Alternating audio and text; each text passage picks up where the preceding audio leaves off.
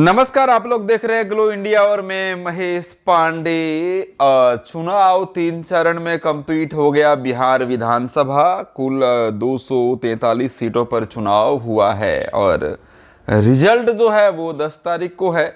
10 नवंबर को final result. उससे पहले एग्जिट पोल जो है वो अपने अपने एग्जिट पोल लेकर के अलग अलग चैनल वाले जो है वो एग्जिट पोल बता रहे हैं। एग्जिट पोल एक अनुमान होता है। वो अनुमान कैसे लगाते हैं, जैसे कि उनके कार्यकर्ता लोग, उनके एंकर लोग, उनके जो भी फील्ड में घूमते हैं वो सब पता करते हैं पब्लिक के द्वारा पूछने से कि भैया आपने किसको वोट दिया या आप किसको वोट दे रहे हैं, आपने किसको वोट दिया।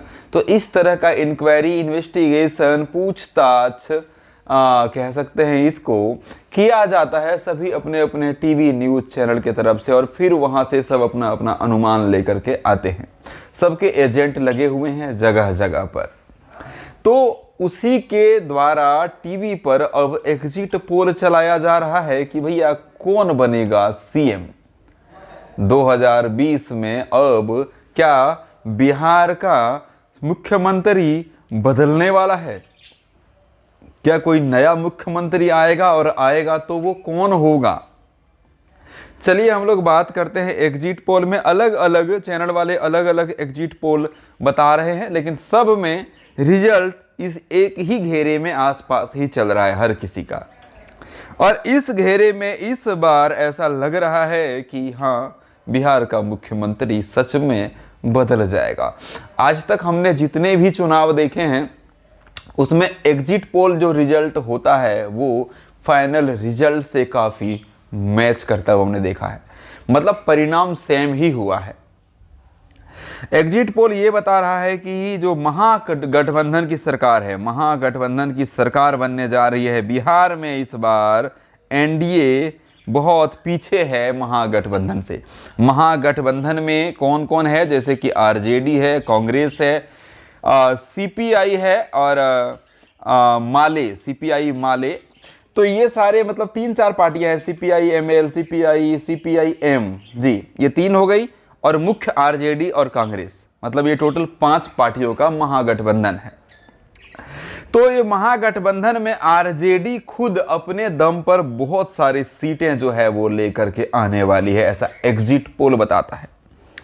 लगभग 94 से 106 सीट अकेले आरजेडी अपने कुब्बत पर, अपने बलबूते पर लाने में सक्षम है, ऐसा दिख रहा है। कांग्रेस की सीट है 29 से 35 सीटों पर कांग्रेस का कब्जा हो सकता है। 12 से 16 सीट पर सीपीआई एमएल का कब्जा और सीपीआई का 2 सीटों पर कब्जा, सीपीआई एम का 2 सीटों पर कब्जा।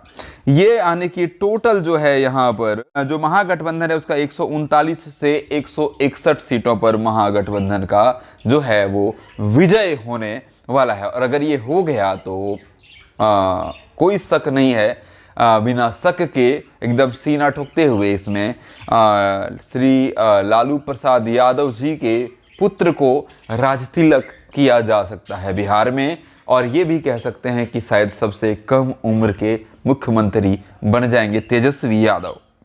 वहीं पर अगर हम बीजेपी की बात करें, गठबंधन एनडीए की बात करें, एनडीए गठबंधन की बात करें, तो एनडीए गठबंधन में सबसे ज़्यादा सीट बीजेपी को आ रहा है एग्जिट पोल के हिसाब से। एक अनुमान है जिसमें कि 38 से 50 सीट पर बीजेपी का कब्जा हो सकता है। जेडीयू का, यानी कि जेडीयू मतलब है नीतीश कुमार जी का पार्टी, 26 से 34 सीटों पर जेडीयू का कब्जा, वीआईपी का 2 से 3 सीटों पर कब्जा और एचएएम का 3 से 4 सीटों पर कब्जा। और इसी के साथ में एनडीए का 69 से 91 सीटों पर कब्जा हो सकता है।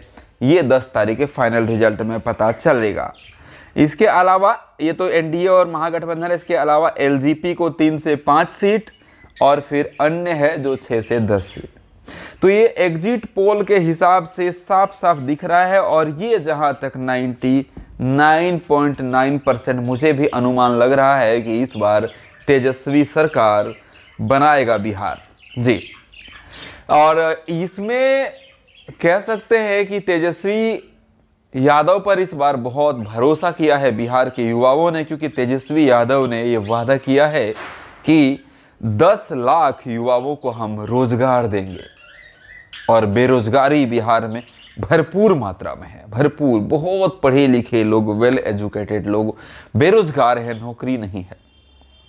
और ये सही नब्ज पकड़ा है तेजस्वी यादव ने, नीतीश नहीं सॉरी, तेजस्वी यादव ने ये सही नब्ज पकड़ा है और ये नब्ज जो है काम कर गया। ऐसा लग रहा है कि इस बार का सीएम, अगला सीएम कंफर्म है कि तेजस्वी यादव बनने जा रहे हैं बिहार में।